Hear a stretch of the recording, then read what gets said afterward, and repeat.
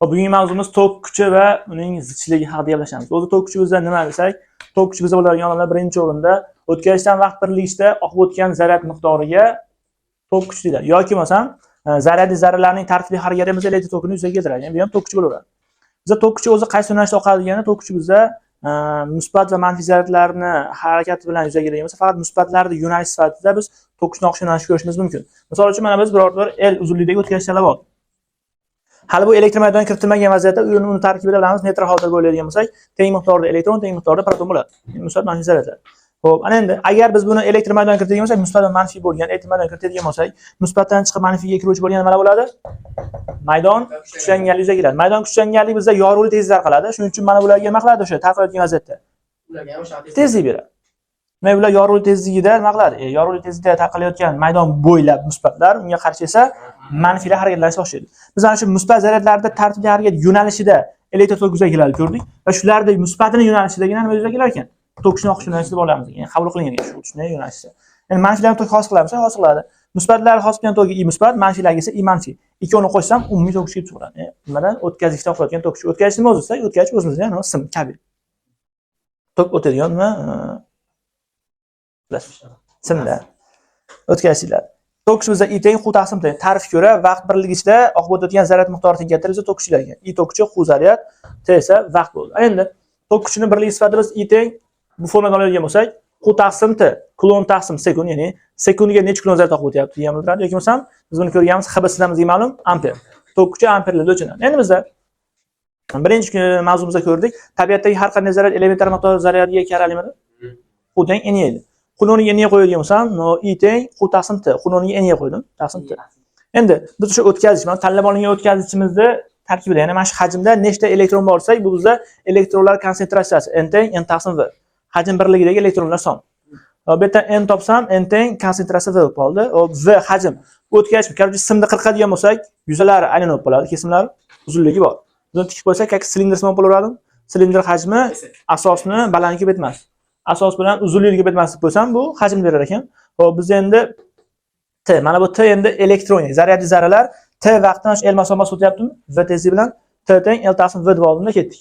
Endi o'rniga NV qo'yib yubordim, NV. Xo'p, T o'rniga esa L taqsim V qo'ydim.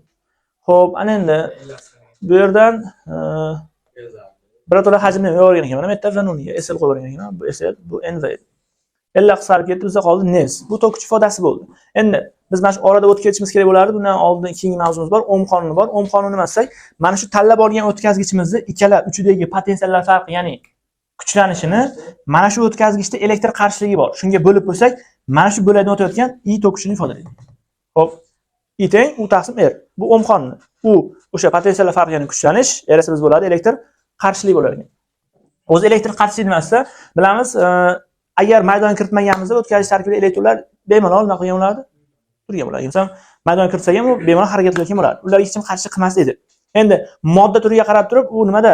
O'tkazgichimizda elektr qarshilik, ya'ni elektr zaryadli zarralarda harakatiga, erkin harakatiga qarshilik qiluvchi katta yuzaga kelgan. Bu zaryadlar ekanki, elektr qarshilik berar ekan. Elektr qarshilik nimaga bog'liq bo'lsa, elektr qarshilik o'tkazgichda geometrik o'lchamlarga, uzunligiga, yuzasiga bog'liq, yoki material turiga ham bog'liq ekan. Material turiga qarab o'tkazuvchanligi yaxshi, yoki yomon bo'lishi mumkin. Ya'ni zo'r yoki yomonroq o'tkazadi. Elektr qarshilik formulasi R teng rho solishma L taqsim S ekan. Rho solishma elektr qarshilik, buni ham o'zi mana shu material turiga borib bo'lgan joyi, har bir material turi uchun uni bir qiymati beriladi. Masala shartda o'zi bor. L bizda bo'ldi o'tkazgich uzunligi, S bizda bo'ldi kesim yuzasi, kesim o'yinda qolgan yuzasi. Endi men I teng U taqsim R edi. Bilamizki, alon ikkita parallel plastinkalar orasidagi masofa berilsa va kuchlanganlik berilganda, ular o'rtasidagi o'zaro potensial farqi U teng Y deb topganmiz. Buni oldin mavzuda. U teng Y deb. Kuchlanishda Y ko'paytirgan D dedim, faqat D mana shu o'tkazish uzunligi. Mana shu ikkala uchlar orasidagi masofa L oldim. Endi R deb yubordim, mahrajdagi Ohm qonuniga R deb yubordim. Rho solishma L taqsim S da S deb ketib qoldi. L qisqarib ketganda, xo'p, Y kara S taqsim rho solishma. Xo'p, endi men shu joyda yana bitta yangilik kiritib ketaman. Bu o'tkazuvchanlik. O'tkazuvchanlik ikki holat bo'lar ekan. Elektr o'tkazuvchanlik esa sigma teng 1 taqsim R, solishtirma elektr o'tkazuvchanlik esa 1 taqsim rho solishma nima bo'lar ekan? To'g'ri proporsiya bo'lar ekan. Sigma bizda elektr o'tkazuvchanlik, uni birligi siemenslarda o'lchanadi. Bo'ladimi? Endi mana bu 1 taqsim rho solishmasini o'rniga sigma qo'yib ketsam, sigma Y S bo'lib qoldi, tamom. Bu ham tok kuch ifodasi ketdi. Ana endi biz tok zichligini gapiradigan bo'lsak, tok zichligi shu tok kuchiga ham bog'liq. tok zichiga o'tkazgichning %1ligidan oqib o'tayotgan tok kuchiga miqdori jihatdan teng bo'lgan kattalik. Ya'ni bizda G teng I taqsim S deb topsak bo'laveradi. %1ligidan oqib o'tayotgan tok kuchiga miqdori jihatdan teng kattalik bizda tok zichligi. Xo'p, ana endi bizda bo'lagan I tok kuchi, S o'sha o'tkazgichning kesim yuzasi, G bizda bo'lagan tok zichligi. Uni birligi sifatida tok kuchining birligi amper, yuzani birligi metr kvadrat. Amper taqsim metr kvadrat desa bo'laveradi. Endi biz umumiy holatda hozir keltirib chiqqan barcha tok kuch formulalarimni birga qo'yib turib, hammasini S ga bo'lib chiqsam, yuzaga bo'lib chiqsam, tok zichiga bo'laveradi. Birinchi formulamiz I teng Q taqsim T midi? G teng I ga Q taqsim T qo'ydim, tepasiga tushib ketib, Q taqsim S T. Keyingisi NE taqsim T edi, S ga bo'lib qo'ydim. NE taqsim S T. Keyingisi nevis chiqqanmi o'tdi? To'g'rimi? Nevis chiqqan. Uni ham S ga bo'lib olganda nevda o'zi qoldi.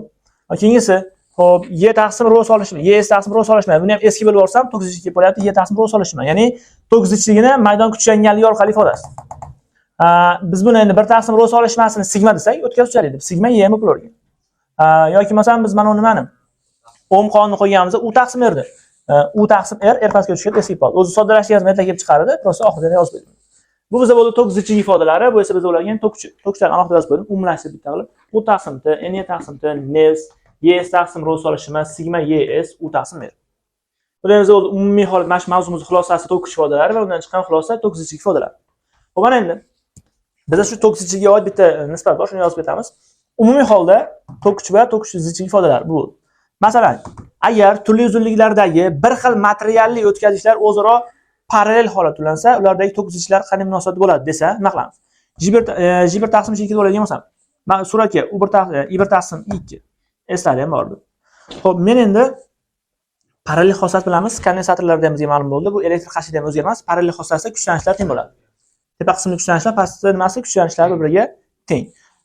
U1 taqsim R1, U2 taqsim R2. Eslab qisqarib ketadi, yozmay qo'ydim. U1 U2 lar qisqarib ketsa sabab ikkovi bir-biriga teng edi.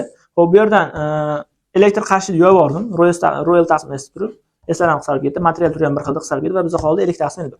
Bu degani bir xil materialdan tayyorlangan turli yuzali bo'lishi mumkin, turli uzunlik bo'lishi mumkin, farqi yo'q, lekin yuzalar baribir qisqarib ketar ekan. O'tkazgichlarda tok zichlar nisbati parallellangan holatda uzunliklar nisbatiga teskari proporsional bo'lar ekan. Bunga masalalarni ko'rdik va qolganini naprimер sifatida o'zing hisob ko'rasiz. Bitta ko'rdik, oxirida. Bu nima shu mavzu bugungi 20 ta masalasi bor ekan, buni ishlab ko'rasizlar. Ertaga vasiyat tekshiramiz.